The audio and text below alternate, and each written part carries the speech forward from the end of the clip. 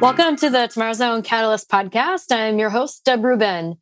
This is part of a special series that we're doing called Spark to Shift, how smart leaders are turning AI potential into progress. So we're going to dig in, crank up our curiosity about the human side of AI. And in each episode, we're going to be talking with bold, visionary leaders who are doing more than just exploring AI or talking about AI, that they're leading adoption. Each guest is at a different point of their AI journey, from personal productivity to team empowerment to company leadership. They're transforming potential into action. So if you're ready to step away from day to day into an exploration of what's possible and what's next, turning possibility into reality, you're in the right place. We're going to be talking about bold moves, real stories, and the shift from AI talk to traction. So are you ready? Ready to go, Deb. All right, let's get to it. So today's guest is John Sokol, a data scientist, entrepreneur, and founder of LeadX. LeadX is a go-to-market and sales enablement company harnessing the power of data science to transform how organizations drive revenue. With unique ability to bridge the gap between business challenges and tech-powered solutions, John is bringing deep insight into how emerging technologies like AI and machine learning can optimize sales strategies, especially in the equipment finance space. His passion is helping leaders leverage data in smart, human-centered ways to unlock new levels of efficiency and growth. So you're totally speaking my language there, John. Welcome to the show. Thanks, Deb. Happy to be here. So I was looking back in the Wayback Machine in my calendar to see, when did we meet? And it was January of 2024, which feels like ages ago. Forever ago, yeah. Yeah, I was introduced to you by Monitor when we were preparing for that innovation event that we did last summer. So that's where I first got to know you. I'm curious, John, so what sparked your journey into AI? It's a great question. So I've been entrenched and involved in AI probably since the beginning. I think I like to say that I started my career at a good time. And so I went to grad school for data science. So essentially I had a formal academic training in artificial intelligence. But this was back in several years ago, where it was before AI was really the sexy thing, sexy nomenclature, if you will. They were still called data science, machine learning, which is still the proper, I would say the proper vernacular. But back then it was really the focus was on data science, machine learning as the more specific branches of all encompassing artificial intelligence. So I was in grad school for data science. Then my first job out of academics was in the equipment finance industry at New Lane Finance in Philadelphia. I was hired as a data scientist. Back then, it was considered very much innovative to hire a data scientist for sales and marketing applications. Usually, they were mainly data scientists were hired for credit risk assessment, internal, to build out those internal systems for that. And so I was hired for specifically for improving sales and marketing workflows, optimizations for our internal sales team. So since day one, I've been involved in AI directly applied to equipment finance. That's such an interesting story. Okay, I got to know, how did you end up at an equipment finance company? I was just rapid fire, sending applications, resumes on LinkedIn. And then the HR resource at New Lane reached out to me, and I wanted to make a change, a geographic location change where I was living at the time. I was in my mid-20s. And so, this industry that I had no idea existed, but little did I know that it's the backbone and the lifeblood of the economy I was about to be a part of and transform my life and my career for the better. Wow, that's so cool. I just love the stories that people tell about how they ended up in this industry. So fresh out of a data science education, once you get into the hotspot. Once you get in, you never get out, right? Yeah, that's what they say. So, thanks for that background. So, I'm curious when it comes to what you're doing with AI or machine learning, data science. Where did you start as you started looking at it in marketing? Because, as you mentioned, it typically was used for credit and risk, especially in finance. So, Where did you get started there, and what did you learn from starting there? main roles and responsibilities I had were many, because I was like pretty much like New Lane, like when I was hired, was very much like had a startup environment, startup vibe, which I thrive in. I was Fun. I was wearing many different hats. The most pressing issue was just like lead qualification, right? Is a company consistent with what we're looking for, at the time, right? Mm-hmm. Surprisingly, a difficult problem, like applied to our very niche industry. So like using the like company attributes derived from external resources as well as internal resources, like combining that data and analyzing it, like that was my like the main part of my roles and responsibilities. And then as my tenure evolved, it was mainly regarding like at a high level, like lead scoring, like out of the tens of thousands of companies in our database, which ones are the highest propensity to do business with us based upon various attributes. I mean, even today, like, there's still no silver bullet as far as like products or services out there that can do that very well. It's really a combination, and like it's been my philosophy since I was at New Lane. The key to that is a combination of external attributes and external attributes that a company collects, and assuming those data attributes are sound, then if you have the right analytics in place, then good things will come from that, and optimization of like various workflows and efficiencies, and ultimately increased revenue will result from that. So it sounds like, I mean, a few things that I'm taking away from there. You started with the most pressing issue Right. in the It's like day business. one, like a day one, hey, like, it's DEF CON 5, like figure out how to resolve this. But then at the same time, we also have a overarching roadmap or vision that we want you to pay. Like we want you to. So I mean, and that's pretty much how like that was a really a something that I wanted and what I was looking for, like in a job, is to like be kind of a mini CEO.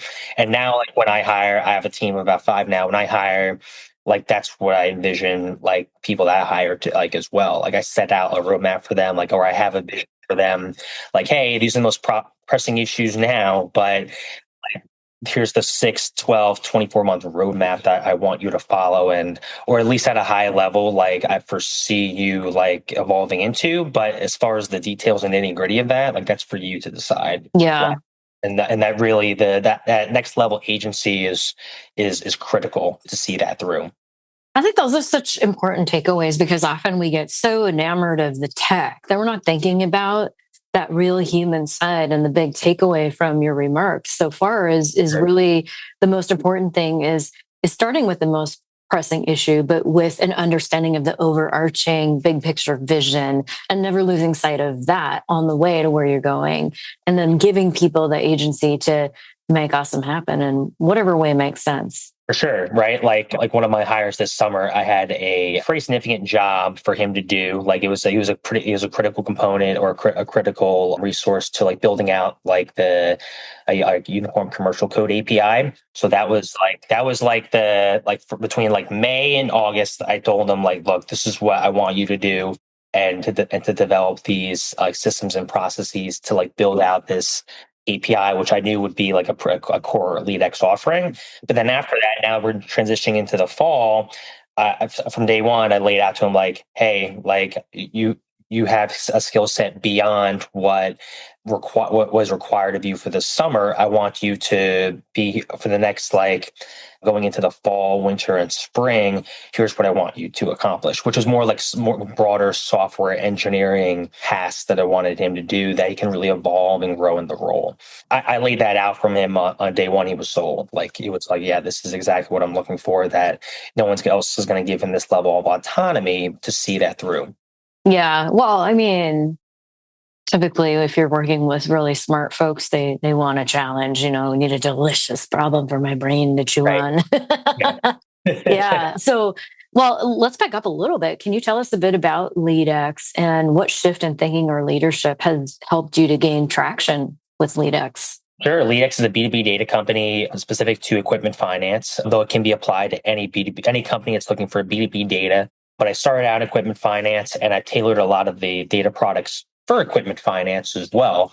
We're at a stage now where we've developed really solid, comprehensive B2B data to like for various applications. Like, of course, there's like for sales and marketing. So if you want just like data, particularly on small to medium sized businesses that like our industry services, then like I have data on SMBs in the United States that the big players like ZoomInfo, D&B Hoovers don't have. So for like company and contact data. In addition to that, like a big evolving this year has been like is including other use cases of the data as well, like credit risk assessment, KYC, et cetera. Data for portfolio analysis, portfolio assessment for like capital market syndications that like applications such as that with the UCC Uniform Commercial Code data. Surprisingly, there really isn't a solid solution out there for like comprehensive UCC data. And there's a couple out there, but I mean, usually they're either very expensive or there's like exceptions to like how the data is licensed or exceptions in regards to like coverage by vertical. And especially if you want to do like analysis down to like the filing collateral level, there really isn't a solution out there that exists because my assumption is it's such a niche. It's such a niche data offering, hence the reason why there's few data providers for UCC data. So like my team and I sought out to do that this year, and we made a really kick butt UCC data offering, like for the API focused, developer minded to like tap into that data. And for a variety of applications, like for sales and marketing, KYC, credit risk assessment, capital markets, et cetera. And so I think LeadX has the best data offering as far as how comprehensive the data is, as far as like coverage by number of records. Like, it's pretty comprehensive as far as like, hey, like the wide majority of SMBs and also mid to large ticket cap companies are in the LeadX database.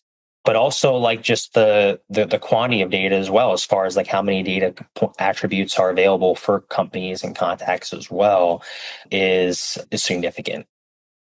What sort of shifts in thinking have helped you to gain traction as you're expanding across these different use cases? Because I know when I first met you, you were just focused on the lead generation piece of it, but you've expanded quite a bit. I mean, it sounds like you're really studying this niche in the financial market, but what is it for you? Like, how has your thinking shifted along the way? It's listening to the end users, which is ultimately the LeadX customers. That is like it'll always be like my North Star. Like I'm like LeadX is revenue funded, no investors as of yet. That's intentional because like there's no conflicts of interest as far as like there's always an inherent conflict of interest with like let's say like companies that raise significant amounts of money by VC or otherwise. Between the investor vision and then customer vision. By listening to the users and not having like the investors to like at your ear, you allow yourself to really just dial in on what are the customers' needs and how can I solve their most pressing problems collectively in a holistic fashion. Like you don't want to and you develop over time the intuition to understand, hey, is this ask just like a wildly specific ask that will only be for one customer and there's no devoting time and energy to it, fortunately, or is this will this solve a broader problem for a wider audience in the industry at whole? And so like over time you develop that intuition as a business leader to understand and discern between that signal versus the noise. Yeah. That's really important actually if you're developing a product. I have a product management background myself. So when you're developing software, it is really important to be able to discern between what's specific to a company or a company's most painful use case versus what's a real market level requirement. The other thing I love, and I also share this philosophy, I'm not beholden to anyone. I haven't taken any investment in my company either. So, I mean, it's a tough road, but it also gives you that autonomy to do the right thing because it's the right thing to do. And, so I applaud you. I know that's not an easy journey. It certainly frees you up to be as creative as possible. Right. Exactly. And then that's always been my thought process as well. And I'd be open to like investors with the right partner. There's a lot of things at play, but at the end of the day, you have to really like be in sync with that partner and have a shared sense of vision and values. values, right? It is very analogous to dating, right? I mean, like it has the right fit and the right match has to be there. Yeah. Yeah, that's so important. So I'm curious, you've been dabbling in so many different areas now as you're expanding the type of use cases that you're able to address and listening to the market along the way. So what have you learned that others need to hear, especially if it comes to resistance or, on the flip side, unexpected wins as you're bringing this to market? It's a good question. Like I would say, like if there's any sort of like resistance, you really have to like just sit back and listen. Keep your ego, leave your ego at the door. Because there always will be resistance, or always will be pushback, or always will be setbacks with the journey. It's not linear. I've experienced this year, let's say, like several contracts I really thought were going to be slam dunks or like for sure wins. And let's say unexpected things happen that were unfavorable. But I mean, those are learnings just as much as the wins are. As long as you're taking the experience and triangulating to where you want to be and moving closer to your broader goals and objectives, then that's still a win. There's going to be shortcomings. And actually, I think while I'm still doing founder-led sales, and when I take my technical hat off and I put my sales cap on, which is, I love doing both. It's one of the reasons why I love being a founder, because you have the opportunity to do both. Unlike any other position, it teaches you how to get beat up and it be okay, and they get back up again. Whereas I think from my experience of talking to especially technical founders outside of the industry, because I go to several networking events that are industry agnostic, like non-equipment finance, the sales side of things can be a challenge for technical founders. And I tell them the same thing I'm telling you now, is that by doing sales will allow you to develop thicker skin, so that in other areas of the business, it teaches you so much where you can get knocked down and get back up again. Well, it really is living out that fail forward. We call it learn forward fast, but that mentality that was just so vital to actually bringing something innovative to life. You've got to be listening and learning, because we can't know everything up front, and I think sales is a really great mind gym for developing that mindset and developing the resilience. But the other thing that I love about what you said is how, when you do encounter resistance, you crank up your curiosity to turn that resistance into information that you can use to improve either your sales process or your product. That's just a fantastic mindset. What about unexpected wins? I mean, the unexpected win, I mean, it's certainly a good thing, right? It's if you have for example, earlier this year, if you told me that I was going to build out, let's say, another core offering, with the UCC data, I would tell you, yeah, that's aspirational, but I want to focus on the B2B data and lead gen side of things. And I would just outsource the UCC data. And that's why I thought that was my strategy going into this year. However, when I saw that there really wasn't a viable opportunity to do that, because none of the UCC data offerings out there would satisfy what my current clients are looking for, I realized I had to build it out on my own. I knew it'd be a significant undertaking, but there was a ton of light and a ton of upside at the end of the tunnel, knowing that hey, I can control the data. The data is all in-house, it's all organic. And I can control the quality of the data and to see it to the expectations that I have for my clients.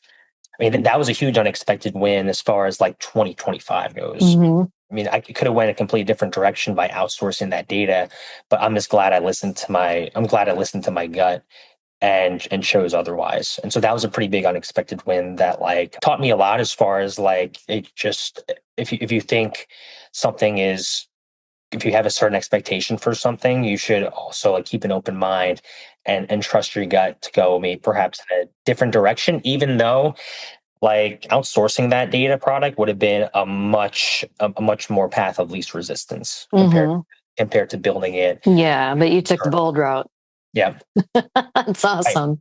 So how are you thinking about what's next with AI for your team or the industry or both?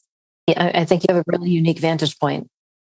It's a good question. So, like where I'm at with AI, I mean, we're at such a unique position or a unique opportunity right now because never before has so many like business leaders been able to get involved in artificial intelligence, like and really like get as deep in the weeds as they can now, because more and more of these tools and even like no code applications or even coded applications are accessible now to people that didn't know how to code otherwise in a past life. Yeah. I know several people in the industry who, like, let's say they've been in the industry for 10 plus years, 20 plus years, and they're getting involved in technical applications that they've never had before otherwise, which is fantastic. That's great because then that breaks down the bridge between business and technical. So that Finally. finally, it's the shortest that's ever been, Yeah. which is fantastic. You don't need like a translator as much anymore. You still do, but it's like it's That line is really blurring quite a bit. I mean, it used to be like you couldn't even. I remember back in the day, you couldn't even get tech topics into executive level events. Wow. You know, like it was IT, that's for those other people in the back office. There's business and then there's technology, and they shouldn't come together. And it was like a fight to change that. But that's definitely shifted. And I'm so glad to hear that you're seeing that so clearly now. Absolutely. I mean, it's evident as like the ELFA events, like every ELFA event. I think the Innovation Lab had fantastic attendance this year. I know the annual convention, like hot topic is like AI, and the biggest wigs go to the ELFA annual convention and they want to be involved and they want to hear how they can incorporate AI into their business.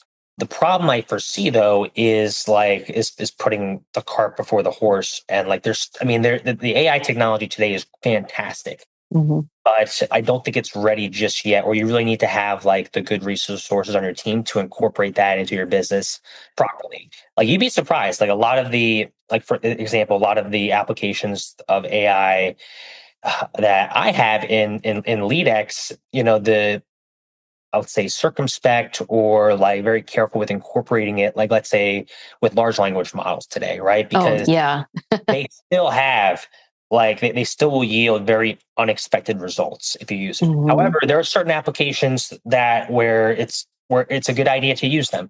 I'll give you an example. So like when parsing the collateral from UCC filings, I use OCR technology. Mm-hmm. OCR means optical character recognition. So like I'm not using fancy AI to like parse the collateral from these PDFs. Like OCR has been around for quite a while. Yeah. However, I am using AI. I'm using large language models to correct the spelling of the OCR if there's misspellings detected.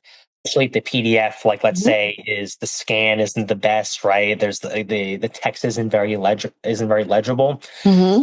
OCR there will be misspelling and transcription errors as a result of that. However, you run that through a large language model, or like let's say you run the text through like a library of like known words and it crosses a certain threshold, let's say like 3%. Like there's like if 3% of the entire body of collateral text from the OCR parsing is misspellings, you run that through a large language model. And then from there, that can correct the misspell. Like you can prompt it like, hey, correct these misspellings in context of like UCC filing collateral. That's a great application of large language models to use, because I can't code to code a solution without LLMs, like to cover like the entire like English language of possible misspellings. There's too many variables. Right? So like using a large language model for that application is fantastic. So and I love what I'm hearing, because I mean, this is kind of where I've landed on when it comes to LLM and where it fits. It's always a very narrow, well-defined problem to solve. Right. I think where we miss it is when we think it's a silver bullet, it's going to replace a person for this whole process. Yeah. That's not going to happen. Not today. And I don't know if even, the near future, because it's not designed for that. So No. understanding where it fits is really important. But also, I think you're bringing up another great point. There are so many other flavors of AI. And so understanding the capabilities is important too, so that you can layer them in to create the appropriate solution. And also, like, when we're thinking LLMs, like, do you really need to be spending that much money and energy for that type of problem? Like, that's another, like, is it fit for the purpose? So yeah, there's so many levels to think about it there. But where do you think people are missing it when it comes to applying AI? I mean, like, I think you hit the nail on the head as far as, like, people think that it's a silver bullet. They think it's like a end all and be all, or it will replace human workers. Like, left unchecked, I mean, like, it can cause a lot of unintended consequences. Like, I know OpenAI released let's say an AI agent. Like, AI agents, like, they is a sexy terminology on the street nowadays for and even that's like, that is, like, when I say AI agent and you say AI agent, it can mean very two different things. Oh yeah, we got that speech bubble problem. Right. Like, And so, everybody's like, seeing something different in their head. that's Same the words. problem with data science, AI is, machine learning, et cetera, that, like, they don't have their, unlike software engineering, they don't have their own, like, agree upon like vernacular terminologies that, like, hey, this is what this means, this is what that means, right? So, like, there's a lot of, like, miscommunication in that regard. Yeah, I find us having to level set in every conversation where Right. this is coming up. Yes. Like, like, for hey, this we're all on the same conversation, team. here's how we're defining it. Correct. Yeah. It shouldn't have to do that, but unfortunately, that's, like, that's the state of affairs, current Yeah. state of AI. But, like, for example, like, OpenAI, like, came out with, I think, a couple months ago, these AI agents that can apparently go into your code and then, like, write pull requests for you, like clean up your code. But, like, left unchecked, that can have a lot of unintended consequences. It still needs guardrails. It still needs checks and balances.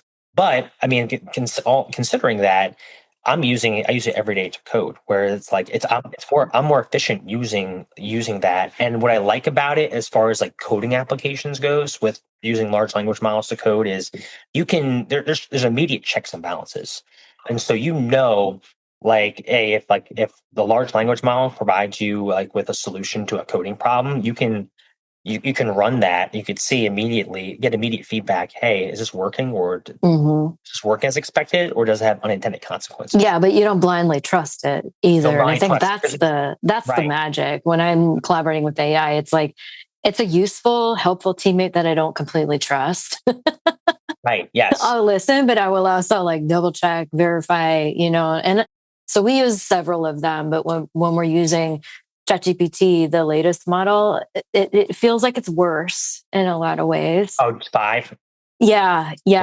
I'm finding it's making more and more mistakes. Now it seems to be, like, thinking deeper and more. And so in some ways it's better, but in other ways I'm finding it's making even more mistakes than before. So my trust has actually gone down a little bit. Yeah, I agree with you. Like, I pay for the plus, like, the Chat GPT plus, so I use the legacy models. Like, I O3 model is still my favorite, especially for coding problems. With 5, to your point, I have noticed that it thinks significantly more, significantly Yeah. to the Yeah. And it's like, I wonder, if we could ever get to the point where it could sense which model makes sense for the prompt that I'm giving it, because I don't think it needs to overthink That's what for some of the types of problems we're solving. 5 is that's the intention, where you can't choose the model, like, it will choose it for you. So for a very basic or, like, rudimentary ask, it will use the very basic model. Like, hey, this model is sufficient to solve, or to ask, or to complete this question, solve this problem. But if it's more complex, like, you give it, like, a math Olympiad problem, or, like, a very complex coding problem that requires higher level thinking, then it will default to more complex thinking, reasoning models. But I think that it thinks too much, where, like, it impacts my productivity. Where, Yeah. like, if it's thinking for 3 minutes, right, then it's like, okay, well, I'm doing something else. I'm checking email, I'm checking my phone, like, Yeah. text messages or responding to emails. And now you're context switching though, and so you're losing focus that you had, exactly. where before it was more of a flow type state. Correct. Context switching, focus, like, whereas a lot of the work like that we do requires a lot of like deep focus work. So it interrupts the flow. So it feels a little more disruptive than it used to be. I usually like get lost in flow in those sessions, and that's I've lost that now. That's what it's hard to discern between the trade-offs of like, hey, you can use like a lower level model and get an instant answer and keep that flow, or you can revert to a reasoning model that might take several minutes, but then your productivity is interrupted, right? So there's going to be inherent trade-offs with, at least right now, using these AI models for as far as like the balance between accuracy and validity of the response versus work productivity. Yeah. Well, okay. So this has been really fun to geek out, but we're already to the top of our time. So just one last quick question for you. Given all your experience, starting up a company, delivering AI products, all the experimentation, everything, what do you wish someone would have told you at the beginning? I wish someone told me that it was going to be a long and arduous process, right? Like when I first started LeadX, like I thought like, okay, this will be like a 1 or 2 year like ramp up or journey. And then like I hit exit velocity and then things really start cooking, right? Like the fairy tale. Like the fairy tale, right? But all the research that I've found, and especially when you're revenue funded, when you're bootstrapping a company, it really takes between 3 and 5 years to where you really start getting going, and you hit exit velocity, and you really start cooking, and you really start scaling the business. And so I'm in that inflection point. LeadX is in that inflection point right now, where like it just took a while to like build a really truly enterprise level product that can go toe to toe with the other big data providers and players in the industry that can solve the most pressing, important equipment finance or problems in equipment finance today. So that's why I would tell myself, like, be in it for the long haul, but enjoy the journey at the same time, because you're going to learn more than you'll ever would at any job or any W-2 level position. And so it's been super fun. It's been super rewarding, and probably the best part about the role is like wearing many different hats. I like wearing the sales and technical, like I said before, but also I just love the opportunity to meet and connect with so many bright people. Like I'm talking to CEOs, VPs, like so many of them on a regular basis, either like in regular weekly meetings or like demo sessions or at NIFA, ELFA, AACFB. I wouldn't have the opportunity to do that anywhere else or at any other job. And so like to really be able to like have like a network of like a mind hive to like take learning, like bits and pieces of learnings and findings from so many bright-minded individuals in the industry has been super grateful, and it's been a blessing. Yeah. I think that the community and the network you can develop in this industry is just a treasure. For sure. Yeah. Well, that's some really, really great advice, actually. I really appreciate you, John. Thank you so much for joining us and sharing your insights on our show. Oh, thanks, Deb. It's been a pleasure, and look forward to seeing you soon. And to our listeners, I hope you took away some awesome wisdom nuggets from this conversation. I know I did. And I want to thank you for tuning in. And until next time, stay curious and choose to make awesome happen.